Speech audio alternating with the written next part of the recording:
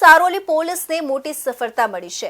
મુંબઈથી બનાવટી નોટો સુરતમાં ડિલિવરી કરવા આવેલા 3 શખ્સોને ઝડપી પાડવામાં આવ્યા હતા, જેમની પાસેથી 2.5 કરોડની વધુની બનાવટી નોટો મળી આવી હતી।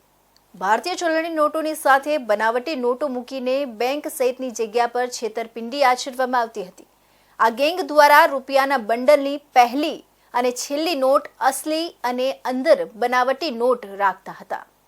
સારોલી પોલીસના બાતમી મળી હતી કે દત્તાત્રેય શિવાજી રોકડે, ગુલશન અજીત ગુગલે, રાહુલ બોનુ વિશ્વકર્મા નામના શખ્સો અહેમદનગર મહારાષ્ટ્ર ખાતેથી ભારતીય ચલણી નોટોના બંડલો, જેમાં ઉપર ભારતીય ચલણી નોટો અને અંદર ભારતીય બચ્ચોं का ખાતાની નોટોના બંડલો બનાવી બેગોમાં મૂકીને નીકળ્યા છે।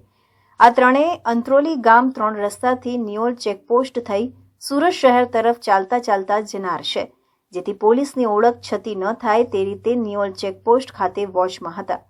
તે દરમિયાન ત્રણેય શખ્સો ચાલતા આવતા કોર્ડન કરી પકડી પાડ્યા હતા। આરોપી દત્તાત્રેય શિવાજીની પૂછપરછમાં જણાવ્યું હતું કે રાહુલ મહાદેવ કાલે નો આજથી આશરે એકાદ અઠવાડિયામાં પહેલા અમારો સંપર્ક થયો હતો। રાહુલ કાલે જણાવ્યું કે સુરત શહેર વિસ્તારમાં મોટી માર્કેટ આવેલી હોય, જેથી રૂપિયા 200 અને 500ના દરની અસલ અને કૂપનવાળી નોટોના બંડલ બનાવી હું તમને મુંબઈ ખાતે આપીશ, જે મને સુરત રેલવે સ્ટેશન આપશે, જેથી હું આ નોટોના બંડલો બેંકો તથા માર્કેટ વિસ્તારમાં લોકો પાસેથી 150ના અસલ નોટોના બંડલો મેળવી આ 200 અને 500ના દરના બંડલો આપી દઈશું અને જે નફો થાય તે આખરે સરખા ભાગે વેચી દઈશું।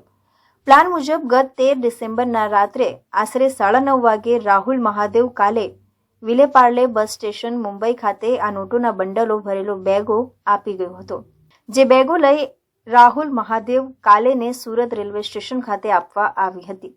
હાલ તો સારોલી પોલીસ દ્વારા આ ત્રણેય આરોપીઓની ધરપકડ કરવામાં આવી છે અને મહારાષ્ટ્રથી બનાવટી નોટો આપનાર અને સુરતમાં ડિલિવરી લેનાર રાહુલ કાલેને વોન્ટેડ જાહેર કરવામાં આવ્યો છે। આ સાથે રાહુલ કાલે જેની પાસેથી આ બનાવટી નોટ લાવ્યો હતો તેની પણ તપાસ કરવામાં આવી રહી છે।